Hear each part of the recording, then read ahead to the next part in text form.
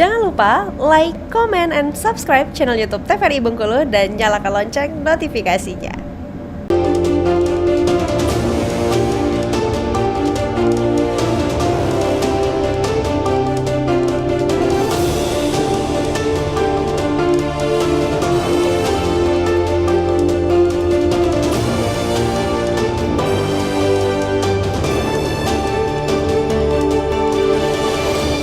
Assalamualaikum warahmatullahi wabarakatuh. Halo pemirsa TVRI Bengkulu, apa kabar Anda? Semoga selalu dalam keadaan sehat dan pastinya tetap semangat dalam menjalankan aktivitas hingga saat ini. Dan pemirsa TVRI Bengkulu, senang sekali saya Afriko Zuhri kembali menjumpai Anda tentunya kali ini dalam program Berendo. Kali ini kita akan membahas tema terkait dengan antisipasi bencana saat cuaca ekstrim. Nah, sebelum itu pemirsa, saya akan perkenalkan terlebih dahulu narasumber yang sudah hadir di studio TVRI Bengkulu. Kali ini sudah bersama dengan Pak Christian Hermansyah selaku Sekretaris BPBD Provinsi Bengkulu. Selamat sore Bapak. Sore. Gimana kabarnya, sehat? Alhamdulillah sehat. Alhamdulillah sehat. Hari ini aktivitasnya apa nih kalau untuk kegiatan dalam BPBD sendiri, Pak? Kalau di ini banyak full Iya. koordinasi untuk terkait dengan beberapa program, terus terkait dengan keadaan ada cuaca sangat ekstrim di Provinsi Bengkulu. Oke, baik. Terima kasih sudah menyempatkan waktu Pak hadir di Studio TVRI Bengkulu dan juga pemirsa hari ini menyempatkan waktu hadir sudah bersama kami Pak Klaus Johannes Apuh Damanik selaku Kepala BMKG Bengkulu. Selamat sore Bapak. Selamat sore. Gimana Mas? kabarnya, sehat? Kabar sehat pastinya. Oke, pastinya kabar sehat. Aktivitas masih berjalan seperti biasa di Ya, BMKG? masih. Apa nih kegiatannya Pak? Ya biasa, masih yang rutin-rutin saja. Seperti biasanya, tidak ada yang... Melihat prediksi cuaca gitu. Ya, seperti itu. Ya. Oke, ya pemirsa TVRI Bengkulu, kalau kita melihat memang saat ini kalau kita melihat cuaca ini cukup ekstrim gitu ya Pak. Ini menjadi kewaspadaan untuk kita semua menghadapi cuaca ekstrim. Pastinya melihat bagaimana nanti kondisi-kondisi jangan sampai terjadi untuk kita masyarakat Bengkulu, terutama nanti akan ada banjir, mungkin ada longsor dan sebagainya, ini harus kita waspadai. Nah, untuk itu kita akan membahas terkait dengan antisipasi bencana saat cuaca ekstrim, tentunya bersama dengan BPBD dan juga BMKG kali ini. Baik, mungkin kalau kita bicara untuk kondisi Bengkulu sendiri Pak, kalau kita bicara terkait dengan cuaca ekstrim ini seperti apa? Mungkin dari BMKG mungkin bisa menjelaskan sendiri. Apa sih cuaca di Bengkulu saat ini gitu ya, melihat cuaca yang tidak terduga nih?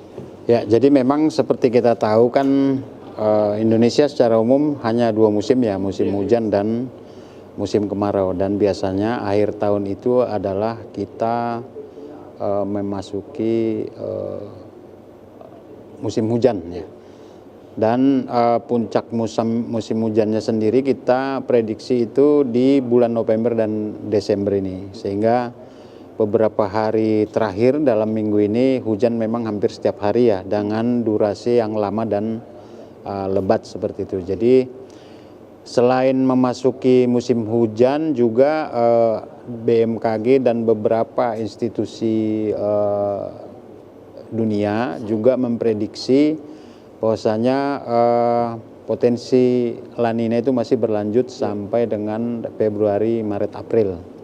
Sehingga memang kecenderungan untuk pembentukan awan hujan dan terjadinya hujan peluangnya sangat besar seperti itu. Oke, jadi kalau melihat untuk peluang hujan sendiri ini masih berlangsung bisa sampai Maret, April gitu ya Pak? Ya, peluang La Ninanya, tetapi kita biasanya itu di puncak musim hujan kita itu ada di bulan November, bulan ini dan Desember nanti. Bulan November dan Desember. Ya. Nah, kalau kita melihat kan November, Desember ini masyarakat sepertinya akan banyak aktivitas di luar. Apalagi ini menjelang tahun baru dan juga hari Natal gitu ya. Betul, Nah, ini pasti butuh persiapan bagaimana kewaspadaan kita sebagai masyarakat untuk menghadapi cuaca ekstrim seperti ini.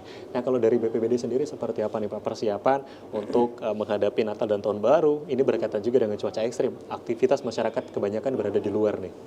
Seperti apa nih Pak? Kalau BPBD pertama personil, siapkan personil untuk menghadapi dalam keadaan tertentu darurat terkait ya.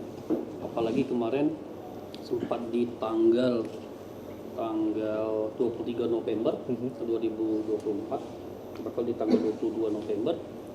Kebetulan ini Bengkulu ini saya dapat informasi dari grup nih, baik BMKG dan BNPB, kita posisinya di waspada cuaca ekstrim, terutama hujan ya, sangat tinggi. Dimana kemarin sempat di Bengkulu Selatan itu seperti Pohon Tumbang, terus di Lebong juga ada longsor kemarin. Ya. Nah, hari ini tadi tiba-tiba nggak ada hujan, angin cukup kencang, tepatnya dekat Simpang 5 itu ada 2 titik ya di Kota Bengkulu itu pohon tumbang. Tapi alhamdulillah dengan kesigapan tim BPBD beserta lintas sektor tentunya BPBD kota, nah kami sama-sama untuk membuka jalur akses secepat mungkin supaya masyarakat segera bisa menggunakan jalan tersebut. Oke, artinya memang di saat seperti ini personel juga harus betul-betul siap gitu ya Pak, karena kita tidak bisa melihat kemungkinan-kemungkinan yang akan terjadi. Mungkin kalau dari BMKG hanya memprediksi gitu ya Pak. Terkadang prediksi pun juga belum tentu benar. Katakanlah kalau hari ini diprediksi hujan, nyatanya hari ini cukup panas gitu kalau kita lihat kondisinya. Anginnya kencang. Benar, anginnya kencang. Nah kalau kita melihat kan kalau cuaca sendiri ya Pak, sebetulnya mungkin ini ada prediksi dari BMKG. Kalau kita melihat kan beberapa bulan kemarin justru itu seharusnya sudah masuk musim penghujan, ternyata nyatanya masih dalam cuaca panas dan sebagainya. Ini kenapa nih Pak perubahan-perubahan seperti ini? Ya, jadi perubahan itu sendiri sebetulnya wajar ya. Tahun-tahun sebelumnya juga kita bisa saja maju musim hujannya, kemudian bisa juga mundur seperti itu. Jadi itu hal yang biasa. Ada kalanya nanti di akhir Agustus saja kita sudah mulai banyak hujan. Tetapi kali ini kita mundur hampir 1 bulan ya, 3 dasarian seperti itu, sehingga memang diawali dari akhir Oktober sebetulnya sudah, cuman belum merata.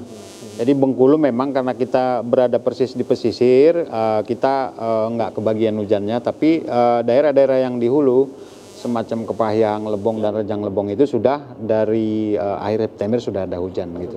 Tetapi seperti yang saya sampaikan tadi, untuk puncak musim hujan kita pada tahun ini adalah di bulan November dan Desember, sehingga memang perlu diwaspadai dan peduli ya dengan info-info yang kita sampaikan seperti yang disampaikan Pak Kris tadi. Setiap hari untuk besok kita juga udah menyampaikan ketika ada yang ekstrim ya, misalnya waspada, kita sudah sampaikan itu malam harinya supaya besok pagi kita bisa siap-siap melakukan apa seperti itu. Dan setiap waktu juga, setiap hari ketika ada indikasi cuaca ekstrim, kita juga menyampaikan secara masif gitu. Jadi beberapa media yang kita gunakan adalah terutama di grup-grup WhatsApp ya. Kemudian japri langsung juga dengan stakeholder terkait seperti itu, sehingga kita bisa antisipasi lebih awal. Cuman memang masyarakat kita kadang-kadang mungkin masih kurang aware ya.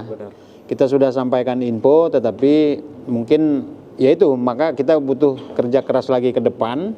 Bagaimana supaya kita memberikan sosialisasi masif ke masyarakat sehingga setiap info-info yang mereka terima itu mereka bisa langsung menerjemahkan untuk menghindari hal-hal yang tidak kita inginkan seperti itu. Artinya memang kalau melihat dari cuaca sendiri setiap wilayah ini pasti berbeda-beda gitu ya, pastinya cuaca. Dan begitupun dari BPBD pastinya koordinasi dengan masing-masing BPBD di daerah gitu ya Pak. Untuk kabupaten kota pun ini koordinasinya juga harus dipersiapkan. Oke, kita akan bahas nanti setelah jeda pariwara, kita akan lanjutkan untuk tema kita pada hari ini. Baik pemirsa TVRI Bengkulu, jangan kemana-mana, kami akan kembali usai jeda pariwara berikut ini. Tetaplah di Berendo.